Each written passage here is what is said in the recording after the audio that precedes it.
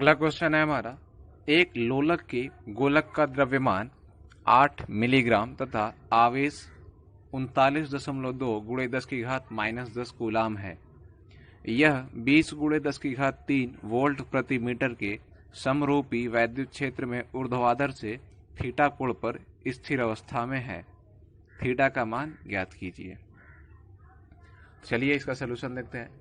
ऊर्ध्वाधर वैद्युत क्षेत्र कहने का मतलब यानी कि ये फील्ड लाइन या तो ऊपर से नीचे जाएगी या तो नीचे से ऊपर आएगी। फील्ड लाइन हमारी ऐसी होगी। तो इसमें जो है एक हमारा पोटेंशियल यानी सॉरी यहाँ पर हमें एक चार्ज है और जिसकी वैल्यू जो है 8 मिलीग्राम है और चार्ज की जो वैल्यू है वो 39.2 इंटू 10⁻⁻10 कूलाम है। और जो ये फील्ड लाइन है उसकी जो वैल्यू है, जो इलेक्ट्रिक फील्ड लाइन है उसकी जो वैल्यू है ये 20 इंटू 10⁻³ वोल्ट पर मीटर है। अब इसका जो फिगर पहले कैसे फॉर्म होगा, इसका फिगर हम लोग देखते हैं। ये अगर ऊर्ध्वाधर फील्ड लाइन ऐसे हम लोग मान लिए और इसमें थीटा कोण पर ये चार्ज अगर रुका हुआ है, ये थीटा कोण हम मान लेते हैं ऐसे बीच थीटा, और ये हमारा चार्ज है, इनके बीच का कोण थीटा। इसका वेट अगर मास अगर m है तो वेट नीचे की ओर mg काम करेगा ऐसे, और ये थीटा है तो उस समय ये इसकी तरफ अट्रैक्ट करेगा और ये जो बाहर की तरफ चार्ज होगा यानी कि जो चार्ज है बाहर की तरफ एक फोर्स लगेगा, ये फोर्स होगा QE, और सेंटर की तरफ जो फोर्स होगा वो ये अगर इनके बीच एक टेंशन लगेगा, टेंशन T, तो ये क्या होगा, ये कंपोनेंट T cos थीटा हो जाएगा, ये भी थीटा होने की वजह से, और ये कंपोनेंट T sin थीटा हो जाएगा। तो अब क्या है कि T cos थीटा mg के इक्वल होना चाहिए और T sin थीटा QE के इक्वल होना चाहिए। तो ये कितना होगा, तो यहाँ से लिखेंगे T sin theta equal to QE और T cos theta equal to mg। दोनों को डिवाइड कर दें तो यहाँ पे आएगा tan थीटा और ये होगा QE/mg। अब tan थीटा की वैल्यू हमें पता करनी है, तो Q की वैल्यू पता है, E की वैल्यू पता है, M और G दोनों पता है, और यहाँ पर G की वैल्यू रख देंगे 9.8। तो बाकी सभी क्वांटिटी को अगर रखा जाए यानी कि Q की वैल्यू 39.2 इंटू 10⁻⁻10, इलेक्ट्रिक फील्ड की वैल्यू 20 इंटू 10⁻³ अपॉन में M की वैल्यू मिलीग्राम है तो इसको कन्वर्ट करेंगे किलो में और ये 9.8। अब इसको सॉल्व करना है और जब आप इसको सॉल्व करेंगे तो इसकी वैल्यू 1 आती है, और tan थीटा में 1 जो है किसकी होती है वैल्यू, वो होती है tan 45, यानी कि जो थीटा की वैल्यू होगी वो 45 हो जाएगी।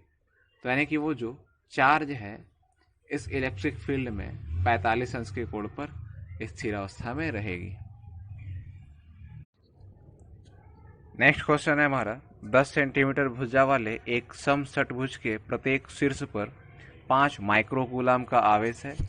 षटभुज के केंद्र पर विभव परिकलित कीजिए। तो ये हमारा षटभुज है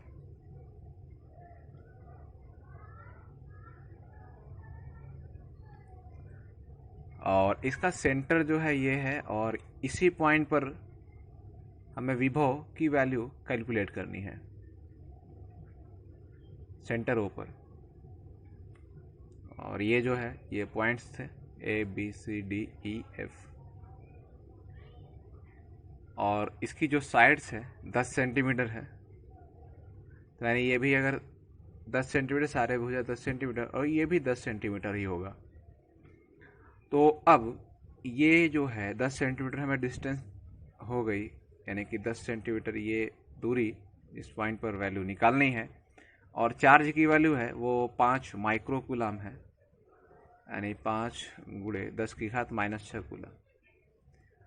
पोटेंशियल की जो फार्मूला होता है वो V equal to 1/4 pi upside naught Q/R होती है। तो यहाँ पर पोटेंशियल जो निकलेगी उसमें हर एक चार्ज की वजह से अलग अलग पोटेंशियल निकाली जाएगी, और यहाँ पर टोटल जो चार्ज होंगे वो 6 चार्ज होंगे। यानी कि यहाँ पे अगर एक चार्ज की वजह से जो पोटेंशियल निकालेंगे उसका 6 टाइम्स कर यानी 6 गुना, तो वो हमें 6 चार्ज की वजह से पोटेंशियल की वैल्यू दे देगा। तो हम किसी एक चार्ज की वजह से निकाल लेते हैं।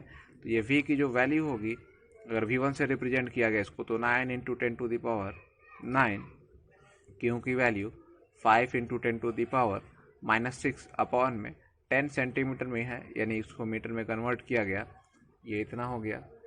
अब क्या है कि ये सॉल्व करना है इसको, तो होगा 4.5 और ये इंटू 10⁻, ये 6 2 ऊपर गया तो ये माइनस से प्लस हो जाएगा, यानी कि 11 और ये 6 5 वोल्ट। ये जो है V1 की वैल्यू हो जाएगी। अब हमें 6 चार्ज दिया है, यानी कि 6 चार्ज की वजह से जो पोटेंशियल होगा वो 6 × V1 होगा, और ये कितना होगा 6 × 4.5 × 10⁻5। इसे आप मल्टीप्लाई करिए तो ये हो जाएगा 0 और ये 25 × 10⁻5, यानी ये जो वैल्यू होगी, सॉरी ये 27 होगा, यानी कि 2.7 × 10⁻6 वोल्ट। तो इस षटभुज के केंद्र पर जो पोटेंशियल की वैल्यू होगी वो 2.7 × 10⁻6 वोल्ट होगी। अगला प्रश्न है हमारा, पारे की 27 एक समान बूंदों को 10 वोल्ट के समान विभव तक आवेशित किया गया है। सभी आवेशित बूंदों को मिलाकर एक बड़ी बूंद बनाने पर बड़ी बूंद का विभव ज्ञात कीजिए।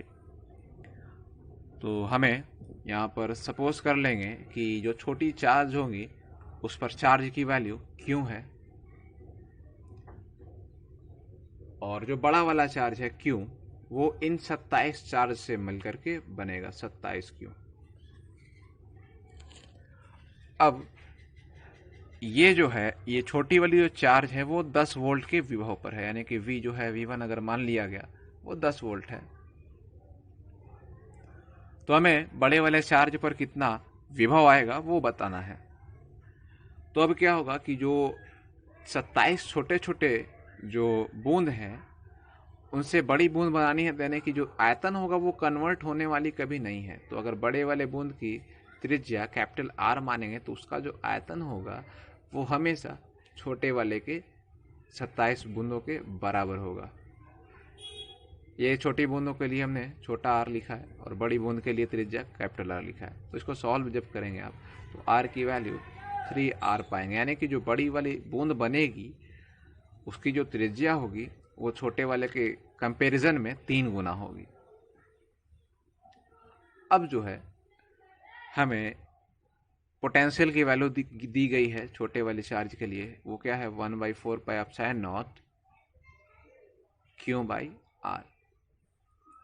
अगर बड़े वाले चार्ज की बात करें तो उसका पोटेंशियल जो होगा वो भी इतना ही होगा, मगर उसमें कैपिटल Q और कैपिटल R लिखना है। दोनों को अगर डिवाइड कर दिया जाए तो V अपॉन में V1 आएगा, और ये टर्म जो कॉमन है वो कट जाएंगे, यानी कि Q/R इंटू R/Q। इसमें सारी वैल्यू नोन है, और सारी वैल्यू को जब रखा जाएगा 27 Q और यहाँ पर 3R R/Q, और इसको सॉल्व करेंगे V/V1, और यहाँ पे क्या होगा 9 और R से R कैंसिल, Q से Q कैंसिल, और V/V1, V1 इधर आ गया। V1 की जो वैल्यू है वो 10 है, यानी कि ये कितना हो गया 19 वोल्ट, यानी बड़ी बूंद पर जो विभव आएगा वो 90 वोल्ट का होगा। तो ये इसका करेक्ट आंसर होगा।